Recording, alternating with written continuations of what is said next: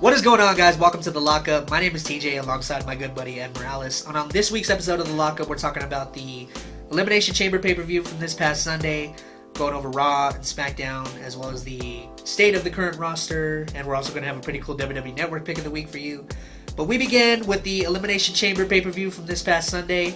And I thought it was a pretty good pay-per-view. I gave it a solid B+. Sure. Obviously the Women's Elimination Chamber starts the show, and I thought it was a great match, great back and forth with all the competitors. I love the spot with Alexa Bliss, Twisted Bliss off the top of the Elimination Chamber pod onto Sasha Banks. I thought that was really cool.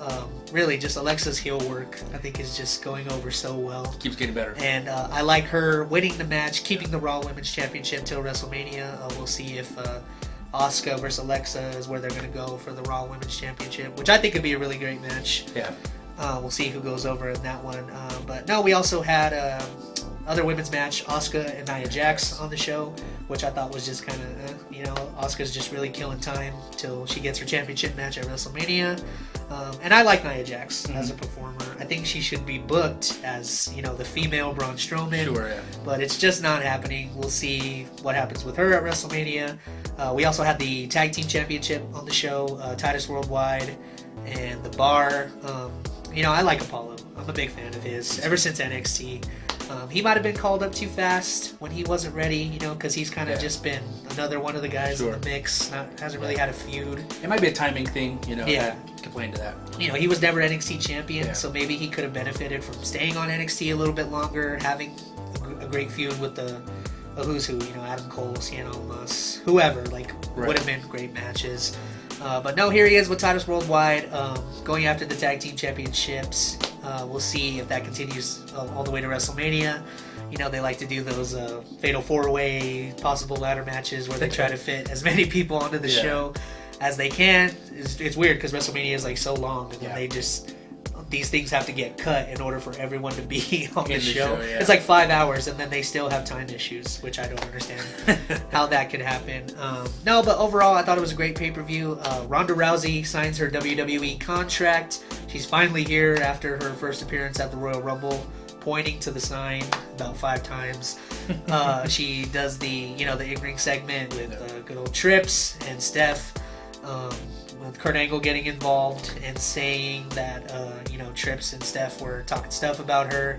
So, obviously, that leads us to Monday Night Raw, where the angle continues. No pun intended, Kurt Angle. But, no, it looks like it's definitely going to be Kurt Angle, Ronda Rousey, tag team match going against Hunter and Stephanie, which I think is really cool for Ronda. It's her first match. Yeah. She's still kind of learning the WWE style, finding her character, and, I know she's been spending a lot of time at the Performance Center.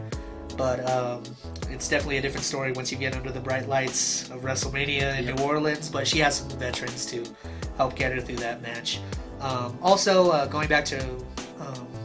did we talk about the men's Elimination Chamber? I don't think we did. Well, obviously, the men's Elimination Chamber closes the show. Roman, of course, gets the win. Surprise. Braun Strowman also looks good, eliminating... Five other times. Elimination Chamber participants. A record, I think. Yeah, an Elimination Chamber record, which is cool for him, but again, is that more about Braun getting 5 eliminations and setting the record, or is it just so Roman could say he eliminated the guy who eliminated 5 other competitors in that match? But no, Roman gets the win. Obviously, going back to the main event of WrestleMania, his 4th straight WrestleMania main event, which is pretty crazy how fast time has flown. It feels like him and The Shield just made their debut the other day. Yeah, it feels like... And that was back in 2012. It feels like Roman took that chair to the back just yesterday. The Shield broke up. So that leads us to Monday Night Raw. Again, we talked about how the Kurt Angle, Ronda Rousey, Triple H, Stephanie McMahon thing, with Triple H punching Kurt in the face. So we definitely know it's all leading towards that intergender tag team match at WrestleMania. Yes. And honestly, I thought that Roman Reigns cut the best promo of his life on Monday Night Raw. They did the whole thing where they said that Brock was going to show up on the show, but then he didn't show up, and Reigns was kind of shooting on him, and talked about the picture with Dana White that was circulating through social media, and said that Brock doesn't respect the business. Right. He was born in the business, and talked about he was going to get his ass chewed out when he went back through the curtain, which, Vince was just standing there like, yes! Of course. Good job, bro. Come here, my boy. It went over so well with the crowd. But no, again, back to Raw. Titus Worldwide against the Tag Team Championship rematch, which the Bar retains again. So, again, we'll see where they go for WrestleMania with the Tag Team Championships. We also had another 6-women tag team match with the Elimination Chamber competitors. And it definitely looks like all roads are leading to Sasha and Bayley at WrestleMania, which, that could be a great match, a show stealer with the chemistry that those two have. They've fought all over the world, NXT, Iron Women's matches, obviously they're best friends. But I don't know if we're going to get a Sasha heel turn. Yeah. That's what I would like to see, or possibly Bayley turns heel. I don't think that's going to happen. That would be great. But either way, I think it could be a good women's match at WrestleMania. And that leads us to Smackdown Live. Smackdown Live. Biggest thing on Smackdown this week was John Cena. He issued a challenge to Undertaker recently on Raw. Raw.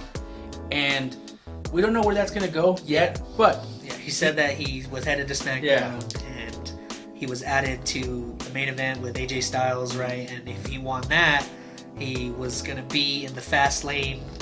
Was a fatal 5-way match, and he ended up winning. Now it's the six-pack challenge yep. for the WWE Championship. Yep. So now free agent John Cena, as he called himself. So that might have some bearing in the future. He doesn't say things just to say them. Right. So that might turn into something. But besides that, we had the Usos and New Day rekindling their rivalry, and that was great. Some of the best promos from both teams that I've seen in a long time. Yeah. We started off with a silly New Day, just like we know them. And then it turned real serious real quick. The new Usos gimmick is very over. It's very good. It's very organic. They always say once you embrace who a person who you really is, then that's when you get the best work out of the character. So the Usos have definitely found themselves their whole, down since day one, thug gimmick. So I don't even think it's a gimmick. I think it's just who they are. Yeah, no. But I think they're doing well with it. They're doing arguably their best tag team work ever since they came into the WWE. Sure. And it speaks with their... How long have they had the tag team titles now? A while now, since they took them from New Day. It's got to be close to a year. So here we are with the New Day Usos feud. Once again, we'll see where they go with the tag team championships, SmackDown tag team championships. Absolutely. For WrestleMania. But either way, two of those teams are the arguably two best teams in WWE right now. Absolutely. And then after that, we had Shinsuke in a match against Aiden English, which... surprisingly, Rusev Day, it was great. Funny enough, with having Shinsuke in the match, I think really elevated Aiden English on a certain level, which is always great to see talent get recognized for their work, and with the whole Rusev Day gimmick, and it's just how over that is. It's just so funny how the fans embrace something that wasn't even supposed to be a big thing, and that gets over, and then stuff that WWE forces down people's throats doesn't get over. Right. So that's just organic versus Roman Reigns. organic versus fan made. But no, I love the whole Rusev Day thing. Like they deserve better. We'll see another possible tag team fatal 4-way with Rusev Day, Aiden English, Rusev, Usos, New Day. We'll see what other team possibly could get added to that mix. The Bludgeon Brothers are a possibility there. Yes. But we'll see where they go with the SmackDown Tag Team Championships. Absolutely. And then now that's actually going to lead us into our next segment called Over. Not Over.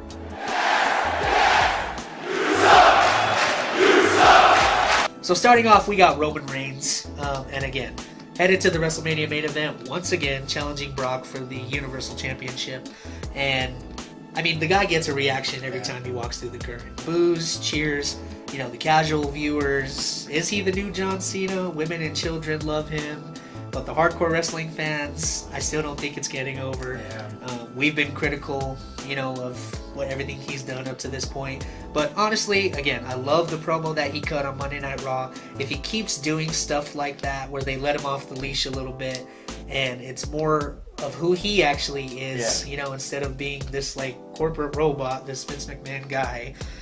Again, tap into who he really is. Keep cutting the promos like he did on Monday Night Raw, and I think he's headed for big things. I mean, obviously he is a big thing now, but as far as wrestling fans loving him again, so I'm gonna go ahead and say over. If he keeps doing the stuff that he did on Monday Night Raw. Okay, that's fair. So next up, we got The Miz. The Miz. So The Miz is a guy who's won us over the last couple of years with his heel work and his great mic work, and he is a trustworthy guy to have up there. He can get talent over. He can wrestle, and he can fill spots when he needs to. 8-time Intercontinental Champion, that really speaks for itself. Nothing to scoff at, for sure. Yeah, the Workhorse Championship, is what they call the IC title. But I think he wears it well. It brings some credibility back to the title. And, again, a great heel. So I'm going to go ahead and say over. Yeah. So next up, we got Braun Strowman. Braun! And again, over. One of the most over talents in WWE right now. Yeah.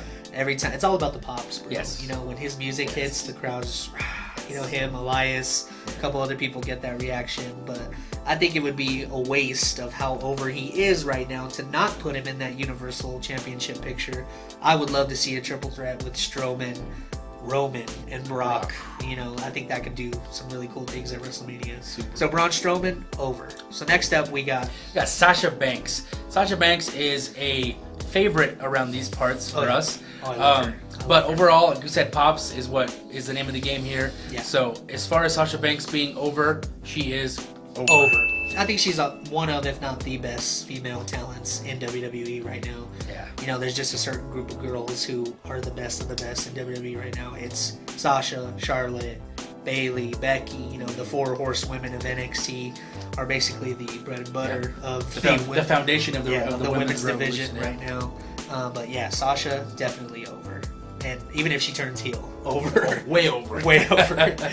So next up, we got Bayley. And Bayley is kind of, hardcore wrestling fans starting to turn on her. But she got a pretty good reaction in Vegas at the Elimination Chamber pay-per-view. Maybe that's just Vegas not being a big wrestling town. Yeah. I think I heard you say before that in Chicago she might have been booed. Yeah. So yeah. you could take that for what it is. But right. Any hardcore wrestling town, they might boo her because her character is getting a little, John Cena-ish. Yeah. Where she's been doing the same shtick ever since she came up to the main roster, I mean.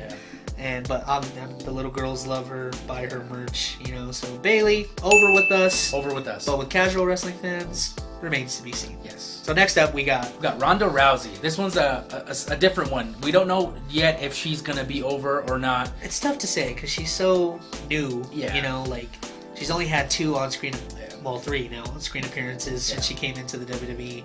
Hasn't had her first match yet, but obviously, like we said earlier, she has some people to make her look good in the WrestleMania match. But obviously, she's a big name for women in general, let alone in sports.